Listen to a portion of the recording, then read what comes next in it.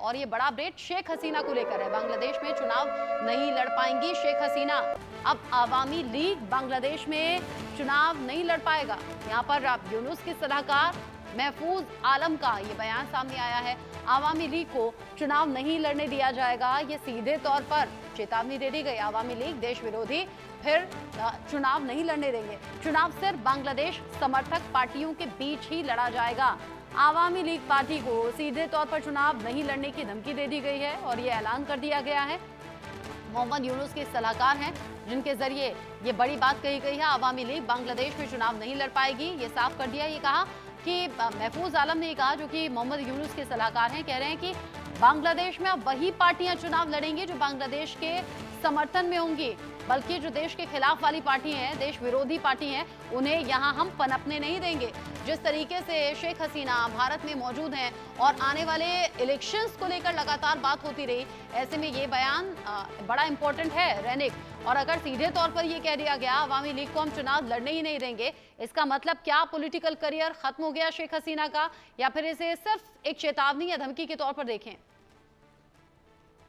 देखिए, आवामी लीग को इलेक्शन ना लड़ने देने का बात बहुत दिन पहले से ही उठ रहा था बांग्लादेश में। बांग्लादेश का जो भी अभी पॉलिटिकल पार्टीज है, बीएनपी हो या जमाती हो, जो भी पॉलिटिकल पार्टी है, उनकी तरफ से लगातार ये बात किया जा रहा था कि शेख हसीना और शेख हसीना का जो पार्टी, इनको बांग्लादेश का जो इलेक्शन, ये चुनाव में पार्टिसिपेट नहीं करने दिया जाएगा। और अभी बांग्लादेश का मोहम्मद यूनुस के इंटरिम गवर्नमेंट का जो सलाहकार है, उनके तरफ से स्पष्ट कर दिया गया है कि आवामी को अभी कोई इलेक्शन लड़ने नहीं दिया जाएगा। यानी एकदम बोल सकते हैं कि शेख हसीना का जो पॉलिटिकल करियर, वो एकदम खत्म करने के लिए एकदम लगे हुए हैं मोहम्मद यूनुस। और मोहम्मद यूनुस के साथ साथ ही इंटरिम गवर्नमेंट का जो सपोर्टिंग पार्टीज है, उनके तरफ से भी शेख हसीना को एकदम पॉलिटिकल जो करियर शेख हसीना का, उसको खत्म करने का एक जो प्रयास देखने को मिल रहा है। मगर सबसे महत्वपूर्ण चीज है कि इलेक्शन कमीशन जो है बांग्लादेश का, उनके तरफ से क्या डिसीजन लिया जाएगा। क्योंकि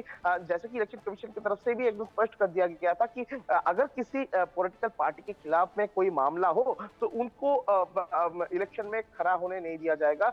और अभी देखना पड़ेगा कि इंटरिम गवर्नमेंट की तरफ से करता है, क्योंकि इसके पहले देखा गया था कि एकदम शेख हसीना के खिलाफ में अरेस्ट करने के साथ आवामी लीग का जो लीडर्स है, उनके खिलाफ में भी बहुत सारे, तो इसी सिचुएशन। रैनिक, आपकी आवाज में थोड़ा डिस्टरबेंस है, ऑडियो ठीक तरीके से नहीं आ रही है। जो आपने बताया कि शेख हसीना की पार्टी चुनाव नहीं लड़ेगी, धमकियां पहले से भी मिल रही थी, लेकिन यहाँ पर बहुत हद तक डिपेंड करता है कि देश में चुनाव आयोग क्या फैसला लेता है या फिर चुनाव आयोग की तरफ से क्या रोल निभाया जाता है। हालांकि अक्सर देखा जाता रहा है जिसकी लाठी उसी की भैंस वाली सिचुएशन नजर आती है। अब यहाँ अगर अंतरिम सरकार है और अंतरिम सरकार में प्रमुख मोहम्मद यूनुस हैं और जो कि कट्टरपंथियों की ताकत के आगे एक तरीके से झुके हुए या उनके इशारों पर काम करते हुए नजर आते हैं, तो यहाँ मुश्किल लगता है एक तरीके से कि शेख हसीना यहाँ चुनाव लड़ें या आवामी लीग पार्टी का कोई रोल रहे, क्योंकि यहाँ सीधे तौर पर यूनुस के सलाहकार महफूज आलम ने कह दिया है कि यहाँ तो हम पनपने ही नहीं देंगे इस पार्टी को। यहाँ सिर्फ वो पार्टी चुनाव लड़ेगी जो देश के समर्थन में हो, देश विरोधी नहीं। यानी कि शेख हसीना और उनकी पार्टी को देश विरोधी करार दिया है।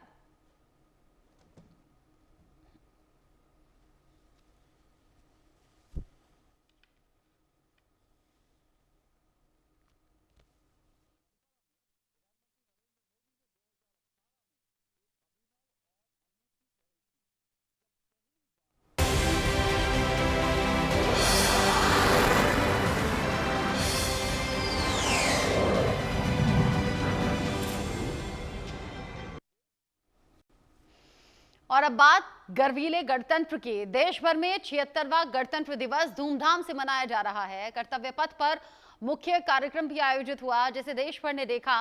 राष्ट्रपति द्रौपदी मुर्मू ने तिरंगा फहराया, इसके बाद में राष्ट्रगान और 21